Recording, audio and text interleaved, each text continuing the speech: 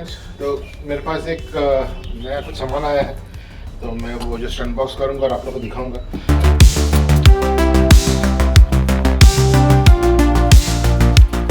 Hi friends, तो ये जो अनबॉक्सिंग हो रहा है, ये मैंने कुछ पैलेट्स मंगाए हैं अमीश आर्मरी करके एक साइट है वहाँ से, क्योंकि वहाँ मुझे थोड़े सस्ते मिल रहे थे, और कुछ स्कोप मोड्स मंगाए।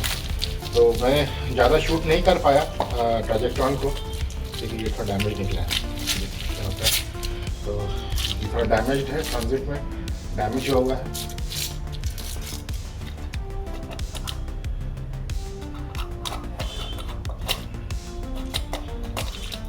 क्या हो सकता है, सेकंड्स का बॉक्स हो।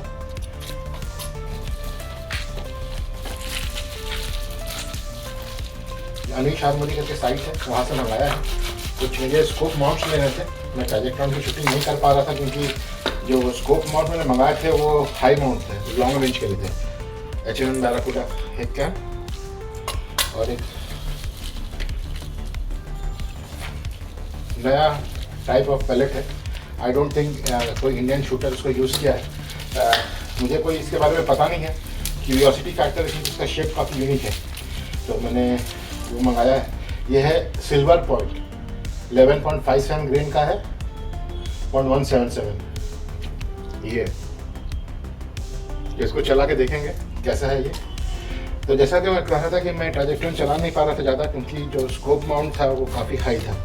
हाई स्कोप माउंट होने से पूरा एलिवेशन और विंडेज एडजस्ट कर भी लीजिएगा तो आपको काफ़ी ज़्यादा ड्रॉप देना पड़ेगा पैलेट में, क्योंकि बैरल के ऊपर ऑलरेडी जो रेल है काफ़ी ऊंचा लगा हुआ है। तो मैंने फिर लो स्कोप माउंट मंगाया था। ये है हाई स्कोप माउंट, जो मैंने ट्राजेक्ट्रॉन से मंगाया था, वेक्टर ऑप्टिक्स का है, और ये मैंने लो स्कोप माउंट मंगाया है। तो अभी जो मेरे पास में स्कोप माउंट था, वो उसका जो इनर डायमीटर है, ये जिसके अंदर में स्कोप का ट्यूब बैठता है, वो 25 mm का था। तो उसमें छोटे ये स्कोप्स लग रहे थे, और मेरा जो FFP स्कोप है वो 30 mm का है। तो अभी तक मैं जो चला रहा था और बैरल की ट्यूनिंग कर रहा था, वो मैं 25 mm वाले स्कोप ट्यूब से कर रहा था, जो कि SFP है, हॉक का ऑप्टिक्स लगाया हुआ है। तो अभी मेरे पास ये जो 25 mm 30 mm आ गया है, तो उम्मीद है कि मैं उससे ये छोटे वाले स्कोप माउंट लगाऊंगा उस पर, और मेरा जो FFP स्कोप है वो लगा के फिर मैं ज़ीरो करके उसको अच्छे से शूटिंग करूँगा। ये रही एक बात।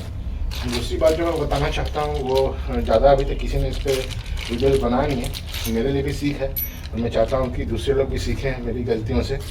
तो ये देखिए, ये बाइपॉड है, ये बाइपॉड है, और ये बाइपॉड जो है, आई होप फोकस ठीक से आ रहा होगा। ये एक नीचे में जो रेल है, वीवर पिकेटिंग रेल है, उस पर लगाया हुआ है, एक बेस पे, इस तरह के बेस पे। तो ये जो बाइपॉड है, इसको हैरिस बाइपॉड, एटलस कंपनी के एटलस बाइपॉड बोलते हैं। तो ये जो स्विवल स्टड होता है, तो बेसिकली ये जो स्टड है, ये जो होल है, इसके अंदर से आप पट्टा लगाते हैं जो कंधे पे बंदूक टंगता है, इसके अंदर वो बाइपॉड फिट होता है। ये आप लोग सब जानते हैं, ये बाइपॉड इस तरह से फिट होता है।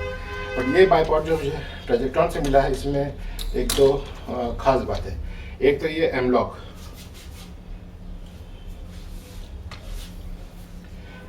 तो ये एमलॉक जो होता है, ये एक टेक्नोलॉजी है जिससे कि आप बाइपॉड को, इसका जो मोशन है टिल्टिंग का, आप उसको एडजस्ट कर सकते हैं। इसको ढीला कर दिया और इसको एडजस्ट कर दिया। देखिए, ये बाइपॉड इस डायरेक्शन में मूव कर रहा है, ऐसे देख पा रहे हैं, और इसको मैंने लॉक कर दिया, थोड़ा अभी फिक्स हो गया। ये जो एमलॉक होता है, आपका बाइपॉड अगर बिल्कुल लेवल पे नहीं है, तो मैं जनरली क्या करता हूँ कि रेल पे एक छोटा सा 30-40 रुपये का स्पिरिट लेवल मिलता है, वो मैं यहाँ में से चिपका देता हूँ। तो एकदम मालूम चल जाता है कि लेवल पे है कि नहीं। मेरे डायना मफलर वगैरह में वो सब चिपका हुआ मैं आपको दिखाता हूँ।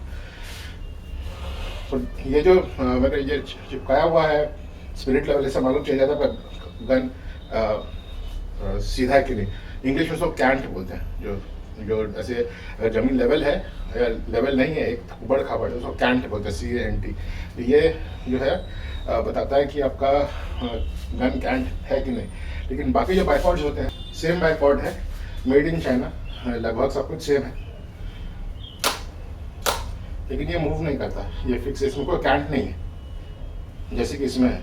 तो आपका अगर ये जिस पोजीशन में ये रखा हुआ है और अगर ये ज़मीन तिरछा है तो ये तिरछा हो जाएगा, बट इस वाले बाइपॉड में अगर ज़मीन तिरछा है तो इसको एम लॉक को ढीला करके मैं इस गन में देखिए ऐसे एडजस्ट कर पा रहा हूँ। ये देखिए, ये स्पिरिट लेवल अगर दिख रहा हो कैमरे में तो ये स्पिरिट लेवल से ये बिल्कुल ही सटीक दिख रहा है, ये लेवल दिख रहा है। ये हुआ पहला चीज़।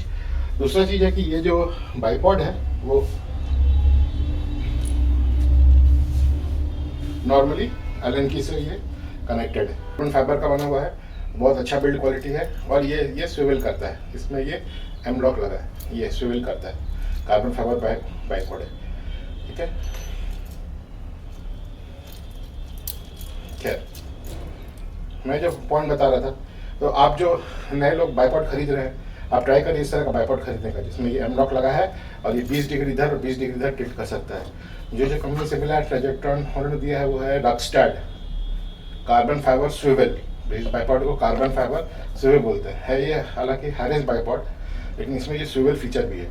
ये लेटेस्ट टेक्नोलॉजी है और ये आपको बहुत फ़ायदा करेगा, तो बाइपॉड के लिए ये मैं रिकमेंड करूँगा। दूसरा जो मैंने मंगाया है ये QD कनेक्टर बोलते हैं इसको, तो ये आपके पिकेटिंग रेल में लग जाएगा और साइड में ये ओपन होके आप इसको ऐसे लगाए और ऐसे कर दिए तो ये टाइट हो गया।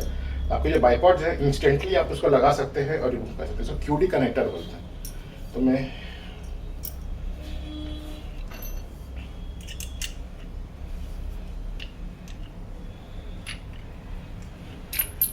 ये एग्जिस्टिंग रेल है, मैंने इसको निकाल लिया, इसके लिए कोई ज़रूरत नहीं किसी चीज़ का, ढीला हो गया।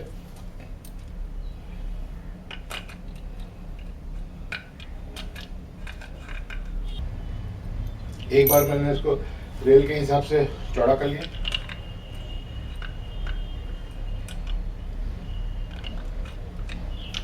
ये ऐसे करेंगे तो ये रिलीज कर देगा। अब ये टाइट हो गया, अपने पोजीशन में लॉक हो गया, इसको थोड़ा सा और लॉक कर देते हैं।